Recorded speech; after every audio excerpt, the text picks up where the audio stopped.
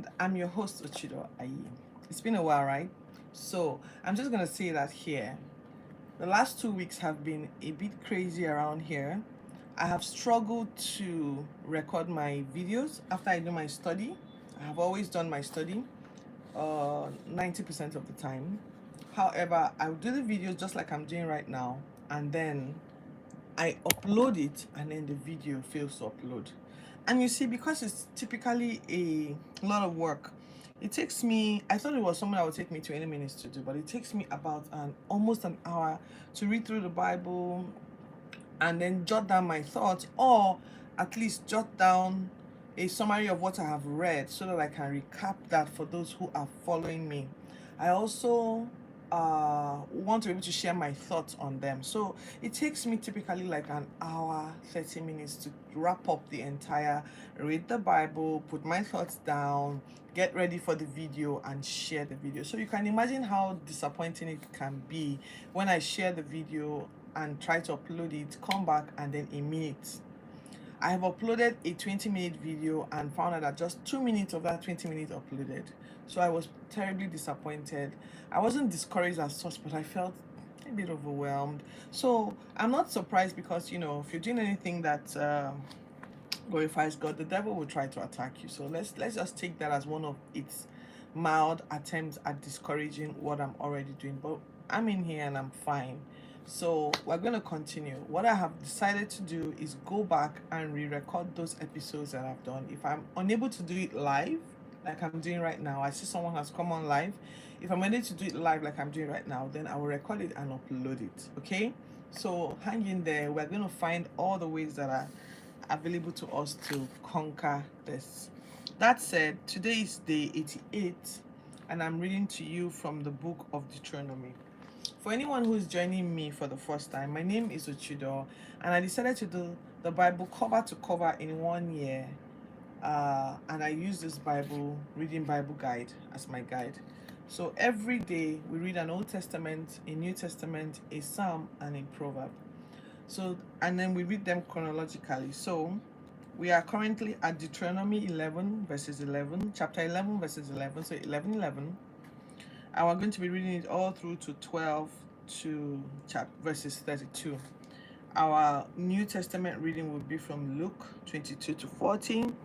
Psalms will be 70 verses 1 to 5, and Proverbs will be 12 verses 4. Sometimes the stories are long and interesting. Sometimes I just report what I read. Sometimes I share my thoughts about them. So you want to go and catch up with some episodes, I will try to title them so that you can figure out what may be captured in that episode. So today,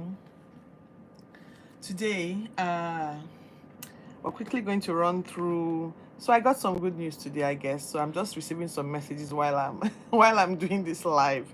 I woke up to a surprise where I was being recognized for my contributory work to the profession of architecture. I'm an author. I've authored about 3 books, published 2. So I just woke up this morning to see some sort of in honor, what they call the Architects Resourcery. I was honored for writing, contributing, and being an author as a female architect. So I'm just seeing messages popping up. It's a bit distracting. I'll try and stay focused. All right, so that was a pleasant surprise for me, and I am honored to be recognized for that. All right, so today we're looking at Moses continuing to prep the young ones who are about to cross over into the wilderness, into the promised land from the wilderness. Moses is telling them here that the land that they're going into. Where's my Bible? I wanted to make sure I can go. Where did I drop the Bible? Am I holding it? I shouldn't be doing this live, but I am. I am. I don't even know where I dropped my tiny Bible. Oh gosh. Okay, so let me just stick with my notes. I don't know. I wanted to read it out. All right, so Moses is telling them that the land that they're going into is great land. It's awesome land. It's awesome. It's a land that God cares about, that God looks out for all year round. That's how it's written. I wanted to actually read out the actual way it was written in the Bible. So make sure you obey God's command and serve him when you go into the land, and he will make sure you have enough rain. He will make sure you have grain. He will make sure you have grass. He will make sure your grapes can produce wine and all of that. It's very controversial, the issue of wine, right? But if you look all through the stories, you see that God was not averse to wine. He was teaching them how to manage wine. There must be a reason why God allowed man to discover alcohol. There must be a reason to it, and I'm sure I will find it. I'll just keep reading the Bible. So he says, do not worship any other God, or else I'll dry up the land. I'll make things tough. I will eject you from the land. So store these commands that I'm giving you. If you remember, we've been doing lots and lots of commands. Moses is now recapping as he's preparing to die.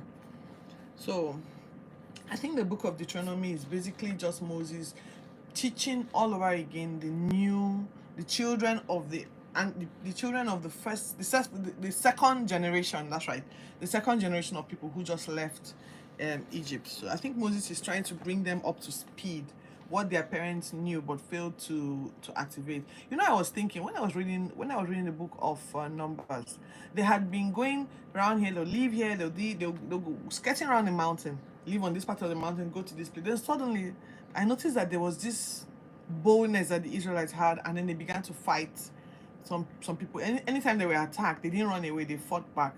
It was in coming to Deuteronomy, the book of Deuteronomy, that I observed that, because when they did the counting, as soon as we entered the book of Deuteronomy, Moses is asked to count again the number of people who are available for their troops, for their protection, for their warriors. And then it goes on to list that not a single person who was in the first batch was alive when they were counting this batch. So that showed me that, there was a complete mindset change.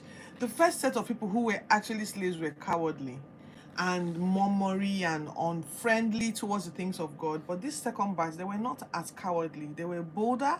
They were ready to stand up and fight. So God was like, you guys are ready, So Moses is like gingering them, for lack of a better word, prepping them and encouraging them. So I see someone there. Please say something. Say something in the comments. So he says, so that's just to give you a background to why Moses is talking like this. So he says, look, just make sure you obey God. Do not worship any other God, or else he'll dry up the land. Store up these commands in your heart. Teach them to your children. Make sure you see them everywhere where you work, when you're working, when you're sitting with them, when you're watching TV, when you're working out and enjoying your garden. Make sure you share with your children who God is and why